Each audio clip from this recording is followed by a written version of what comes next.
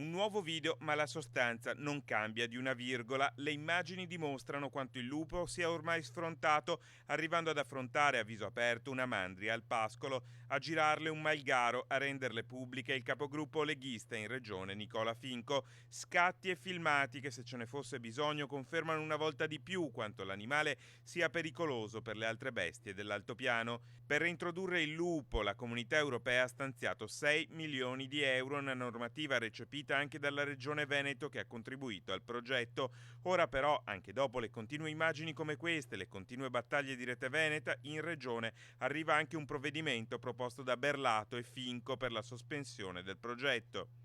Di recente l'assessore Giuseppe Panna, lo stesso che ci aveva accusato di fare allarmismo sul tema del lupo, ha proposto la sterilizzazione, una posizione che ora rischia di mettere in difficoltà lo stesso assessore, come anticipato dal consigliere regionale Berlato proprio dai microfoni di Rete Veneta. Lei ha usato anche toni forti la settimana scorsa contro l'assessore Panna, l'assessore regionale Panna.